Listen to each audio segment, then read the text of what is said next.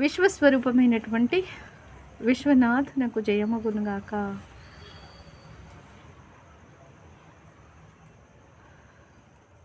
శ్రీ గురుభ్యో నమః. శివ మహాదేవ ప్రభునకు జయము జయము. శ్రీ తిరుమలార స్వామికి జయము జయము. తిరుమంతిరమునకు జయము జయము. ఈరోజు మనము ప్రాణాయామాన్ని గురించి స్వామి ఏం చెప్పారో తెలుసుకోబోతున్నాం. 564వ మంత్రంలో శ్వాస అనే గుర్రాన్ని తెలుసుకొని దానిని నడిపించడం. నడిపించండి. మనసు పంచేంద్రియాలకు అధిపతి.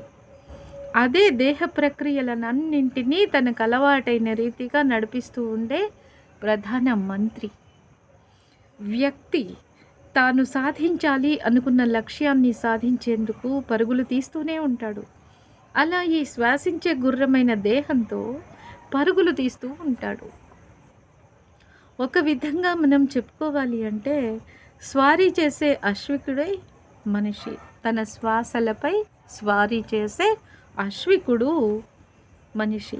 అలా తన లక్ష్యాన్ని చేరేందుకు తాను నేర్చిన అన్ని నైపుణ్యాలను వినియోగిస్తూ ఆ మనసు నడిపించే విధానంలో పరుగులు పెట్టే రౌతుగా పరుగులు వేసి వేసి ఒకనాడు అలసి ఆ శ్వాసలను పడవేసుకుంటాడు. అలా పరుగులు పెట్టించిన మనసే పరుగులు ఆపించేస్తుంది ఒకనాడు. ఆ శ్వాస అనే గుర్రము ప్రాణశ్వాసను తానుగా తీసుకుని వెళ్ళిపోతుంది. అలా శ్వాస అనే అశ్వము ప్రాణశ్వాసయే అయి ఉంది. ప్రతి ఒక్క జీవి అలా ఇక్కడ అశ్వికుడై జీవిస్తూ ఉన్నాడు అంటూ శ్వాస యొక్క గొప్పతనాన్ని తిరుమలారు స్వామి మనకు తెలియచేస్తూ ఉన్నారు ఈ ప్రాణాయామ విభాగంలో. శివ మహాదేవ ప్రభునకు జయము జయము. శ్రీ తిరుమలారు స్వామికి జయము జయము. తిరుమంతిరమునకు జయము జయము. ఇక 565వ మంత్రంలో ఉచ్ఛ్వాస నిశ్వాసలపై అదుపును సాధించండి.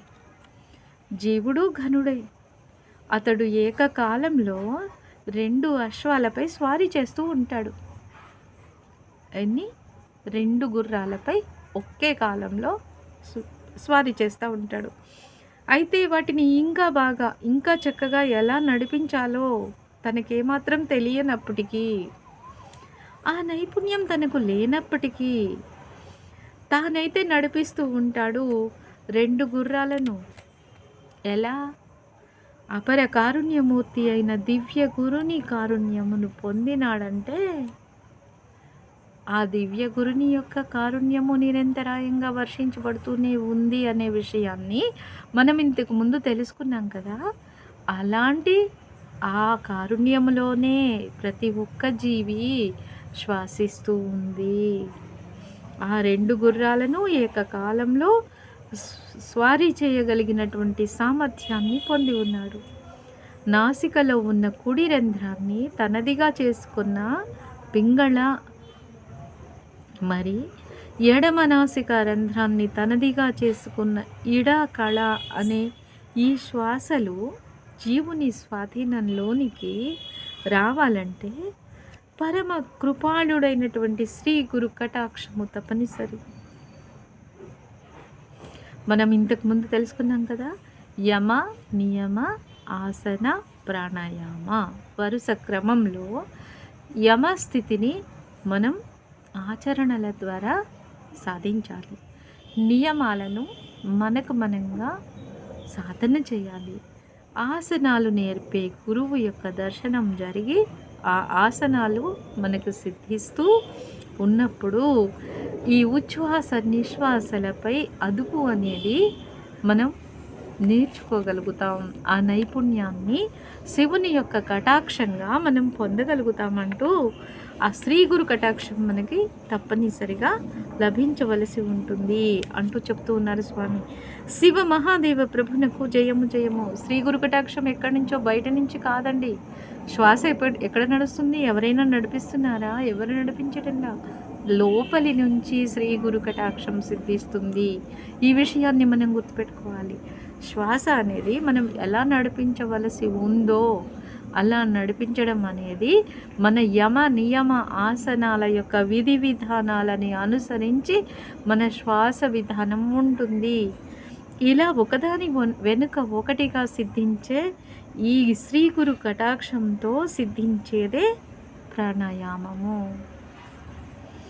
శివ మహాదేవ ప్రభునకు జయము జయము. శ్రీ తిరుమలార స్వామికి జయము జయము. తిరుమంతిరమునకు జయము జయము. 566వ మంత్రంలో శ్వాసలో నియంత్రణ దేహంలోని కణ కణాన్ని మేలుకొలుపుతుంది. పక్షి కన్నా చక్కగా, గొప్పగా, వేగంగా అది ఎగురుతూ ఉంటుంది శ్వాస. దానిని గనక చక్కగా నియంత్రణ చేయడంలో అదుపు మదుపులను గనక మనం సాధిస్తే అది ద్రాక్షారసం ఇచ్చేటటువంటి ఉన్మత్తత కన్నా ఎక్కువదైన మిక్కిలిదైన ఉన్మత్తతో కూడిన ఆనందంతో మేధస్సును ముంచెత్తుతుంది, అమృతత్వాన్ని అందిస్తుంది. ఆ శ్వాసతో అదుపు దేహానికి మనసుకు ఎంతో సత్తువనిస్తుంది, శక్తినిస్తుంది, బద్ధకాలనన్నింటినీ పారద్రోలుతుంది. నేను చెబుతున్నది సత్యమైనది అంటూ స్వామి మనకి ఇక్కడ చెప్తున్నారు.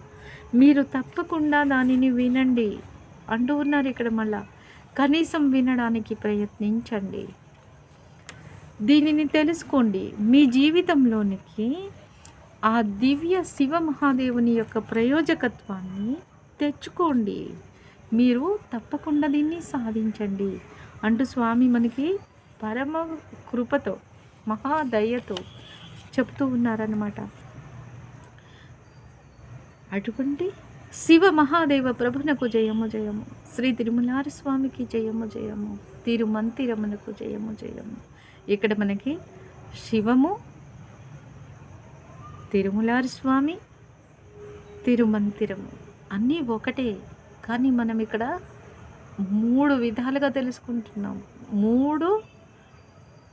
మూడుగా వచ్చినటువంటి కాంతి మండలాన్ని మనం తెలుసుకుంటున్నాం. శివం నుండి గురువు నుండి శిష్యునికి, శిష్యుని నుండి గురు పదముగా అక్షరాల రూపంలో వచ్చినటువంటి తిరుమంతిరని. ఈ మూడింటికి భేదం లేదు. ఈ విషయాన్ని మనం అర్థం చేసుకోవాలి. మన మనస్సు ఎంత ఎంటీగా ఉంటే మనం దీన్ని అంత బాగా అర్థం చేసుకోగలుగుతాం. ఎన్నిసార్లు విన్నా, ఎన్నిసార్లు చదివినా మరింత లోతుగా మనం దీన్ని తెలుసుకోగలుగుతామండి. తప్పకుండా ఆ ప్రయత్నం చేయండి. ఎందుకంటే యమముని మనం శీలిస్తే దాని వెనుక నియమము మనకి ఒకటి వెనకాల ఒకటిగా మనలను నడిపిస్తుంది. అలా యమ నియమాలను మనం శీలన చేస్తే, సాధన చేస్తే ఆసనము సిద్ధిస్తుంది, స్థిరత్వం సిద్ధిస్తుంది. స్థిరత్వం వేటిలో స్థిరత్వం సిద్ధిస్తుంది? యమ నియమాలలో స్థిరత్వం సిద్ధించినప్పుడు ప్రాణాయామము శీఘ్రంగా సిద్ధిస్తుంది. ఈ ప్రాణాయామం ఎలా సిద్ధిస్తుంది అనే విషయాన్ని ఇక్కడ మనకి చెప్తూ ఉన్నారు. 567వ మంత్రంలో శ్వాస నియంత్రణలో జీవన మాధుర్యం అంతా కూడా చక్కగా మధురంగా పూర్తిగా నిండిపోతుంది. ప్రాణాన్ని మనస్సును రెంటిని కలిపి ఎల్లవేళలా ఉంచగలిగిన వారికి ఆ రెండు ఏమవుతాయి? రెండుగా ఉన్నవన్నీ కూడా ఏకమైపోతాయి. ద్వైతాలన్నీ ఏకమైపోతాయి. జన్మ మృత్యువు అనేవి లేవు, రెండు ఒకటే. అందుకుగాను శ్వాసించడంలోని క్రమాలను నేర్చుకోవడం కాదు, వాటికి అవిగా జరుగుతూ ఉన్న వాటిని మనం దర్శించగలిగితే, చూడగలిగితే, ఆ చూడడంలో, ఆ దర్శనం చేయడంలో, ఆ స్పర్శనం చేయడంలో మనకు ఆ దృష్టి మనకు కనుక సిద్ధిస్తే అన్నీ ఏకమే, అంతా ఏకంగా కనిపిస్తుంది. అవి గనుక మనకి అందులో నైపుణ్యం సిద్ధిస్తే కుడి ఎడమ శ్వాసలు, ఆ శ్వాసల ప్రవాహాలను మార్చుకోగలిగినటువంటి నైపుణ్యాన్ని సాధనతో తాను సాధించగలిగిన వాడైతే మీరు మీ జీవన మాధుర్యాన్ని రుచి చూడగలుగుతారు. జీవితము రుచికరంగా కనిపిస్తుంది. రుచికరంగా ఉంటే సుందరంగా, వేర్వేరుగా లేకపోవడమే, ఏకత్వంలో ఉండడమే జీవితం యొక్క సౌభాగ్యం. మీ స్వీయ అశ్విక శక్తి అయిన ఇడ పింగళాల ద్వారా నడిచే శ్వాస అశ్వాలను మీ సాధనతో వశపరుచుకోవడం ద్వారా మీరు దానిని పొందగలుగుతారు అంటూ చెప్తూ ఉన్నారు స్వామి ఇక్కడ. శివ మహాదేవ ప్రభునకు జయము జయము, శ్రీ తిరుమలార స్వామికి జయము జయము, తిరుమంతిరమునకు జయము జయము. ఇక మరొక 568వ మంత్రంలో చెప్తున్నారు కదా, శ్వాసలో కూడా కొన్ని భాగాలు ఉన్నాయి. అందులో జరిగే తంతు గురించి చెప్తూ ఉన్నారు ఇక్కడ స్వామి మనకి. ఏమి జరుగుతుంది అక్కడ, ఏం కార్యం జరుగుతుంది, శ్వాస అనే ఒక క్రియలో ఏమి జరుగుతూ ఉంది అనే విషయాన్ని చెప్తూ ఉన్నారు. పూరకము అంటే బాహ్యంలో ఉన్నటువంటి గాలి దేహంలో నిండడాన్ని, దేహంలోకి స్వీకరించడాన్ని పూరకము అంటారు. కుంభకము దేహంలో నిలిపి ఉంచడము లేదా దేహంలో ఉన్న గాలినంతా బయట విడిచిపెట్టేసి ఆగి ఉండడము, దీనిని కుంభకము. రేచకము లోపల ఉన్న గాలిని బయటికి విడిచిపెడుతూ ఉన్నటువంటి క్రియను రేచకము. ఈ పరిమార్పిడిలో పూరక, కుంభక, రేచకముల పరిమార్పిడిలో పరిపూర్ణత, పరిశుద్ధత అనేది దేహానికి సిద్ధిస్తుంది, మనస్సుకి సిద్ధిస్తుంది. ఎడమ నాసికా రంధ్రము ద్వారా 16 మాత్రల పాటు ఉచ్ఛ్వసించడం అన్నది పూరకం. ఆ లోనికి తీసుకున్న గాలిని 64 మాత్రల కాలం పాటు అలాగే లోపల నిలిపి ఉంచడము కుంభకం. 32 మాత్రల కాలం పాటు లోపల నిలిపి ఉంచిన ఆ గాలిని, ఆ శ్వాసను బయటకు విడవటాన్ని రేచకం అంటారు. అలా ఎడమ నుండి కుడి నాసికకు, కుడి నాసిక నుండి ఎడమ నాసికకు కుంభకమును చేసిన తరువాత పూరక రేచకాలను మార్చడం ద్వారా పరిశుద్ధత సిద్ధిస్తుంది అంటూ స్వామి చెప్తూ ఉన్నారు. ఇలా చెప్తూ ఉన్న ఈ శ్వాస విధానంతో దేహము, దానిలో ఉన్న మలినాలు, కర్మలు అన్నీ కూడా తొలగించబడుతూ మనస్సులో ఉన్నటువంటి అపరిశుభ్ర భావనలన్నీ కూడా బయటకు వెళ్ళిపోతాయంటూ చెప్తూ ఉన్నారు. శివ మహాదేవ ప్రభునకు జయము జయము, శ్రీ తిరుమలార స్వామికి జయము జయము, తిరుమంతిరమునకు జయము జయము. ఇక 569వ మంత్రంలో శ్వాస నియంత్రణ దేహకాంతిని పెంచుతూ తేలికగా చేసేస్తుంది.